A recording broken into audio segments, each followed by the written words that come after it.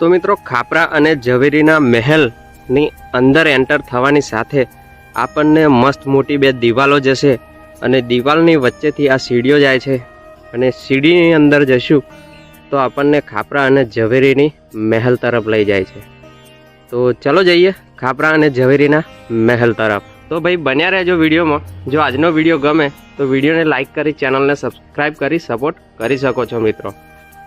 તો મિત્રો આ આપણી ઐતિહાસિક ધરોહર પાવાગઢ ચાંપાનેરની અંદર આવેલા કિલ્લા અને સ્થાપત્યોના અલગ અલગ બેજોડ નમૂના છે અને આ છે ખાપરા અને ઝવેરીનો મહેલ જે આપણને આગળ જોવા મળશે અને ગુફા જેવા મહેલમાં પણ આપણે જોઈશું।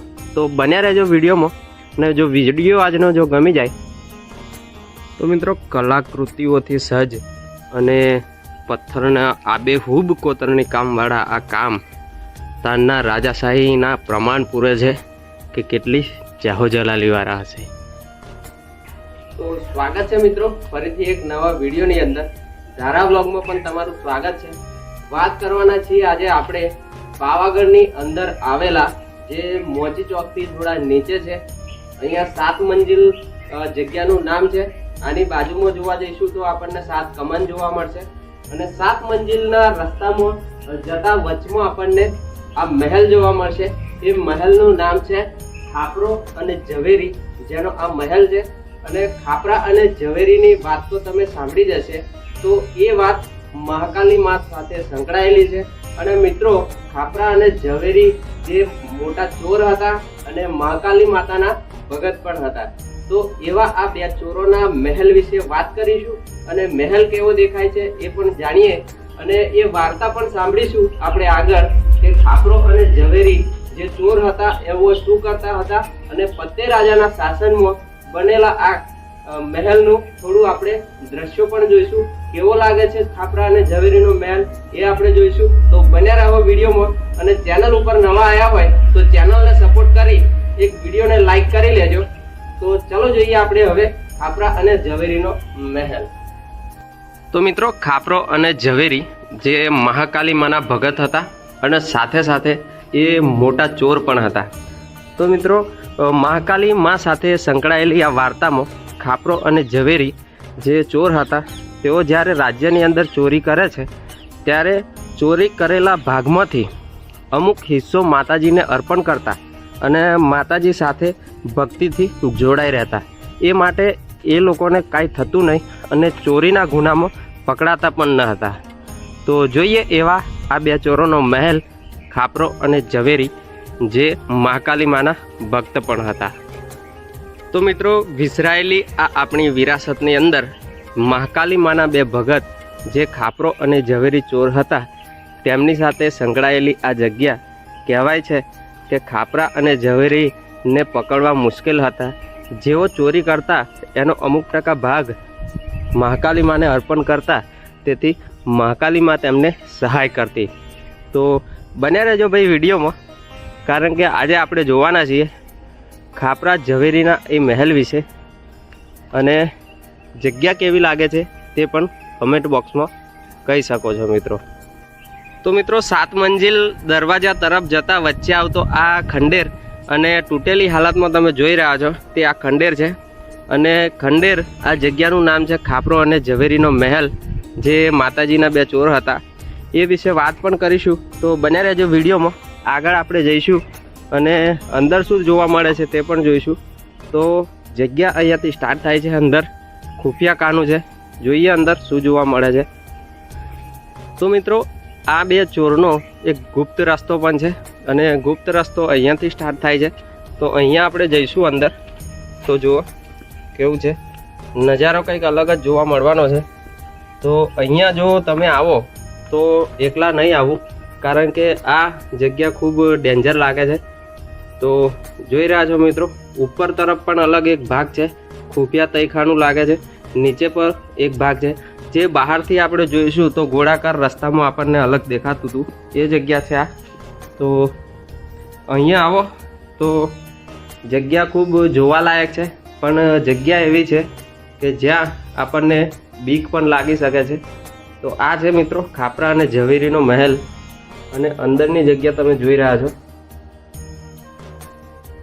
તો આવું બાંધકામ તારના સમયમાં થયું હતું અને એનું અત્યારે મસ્ત સુરક્ષારૂપી સફાઈ પણ કરેલી છે.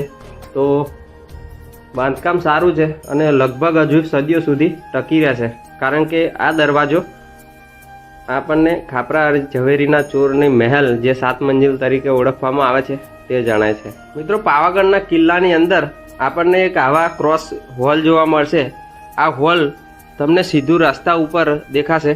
તો નીચેથી ક્રોસ છે એટલે લગભગ અહીંયાથી પહેલાંના જમાનામાં જે બંદૂક હતી એક નાળ અહીંયાથી તે ફાયરિંગ કરી શકે છે અથવા તો તીર કમાન છોડી શકે છે.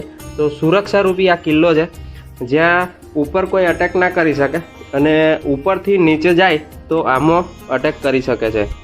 જુઓ,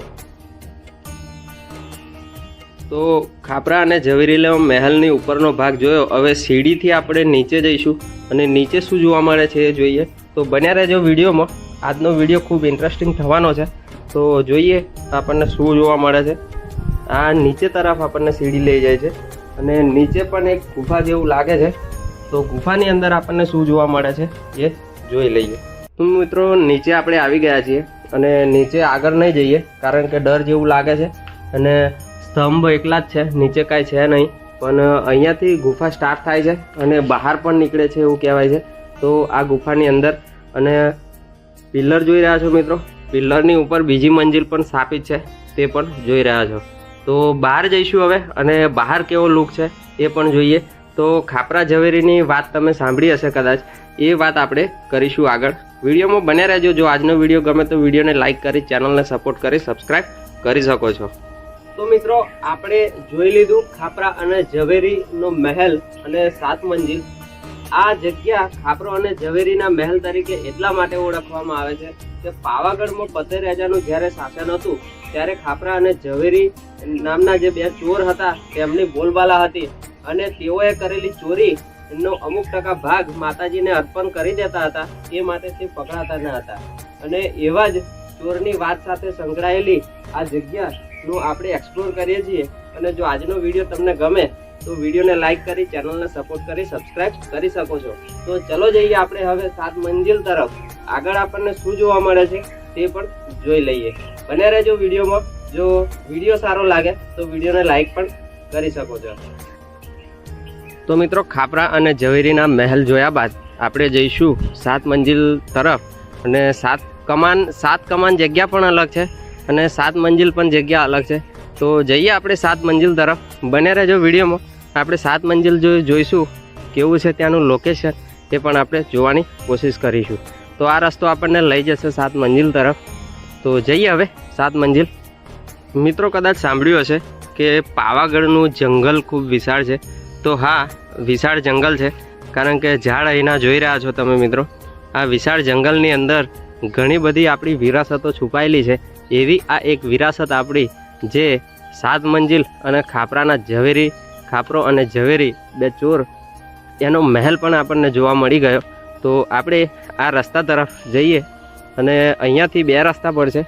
તો એક રસ્તો તમને આ બાજુ જશે જે ખૂણેશ્વર મહાદેવ તરફ જાય છે, ધોધ તરફ, જે ચોમાસામાં આપણને જોવા મળે છે. તો આ એક જગ્યા એવી છે જ્યાં તમને 7 મંજિલ તરીકે ઓળખવામાં આવે છે.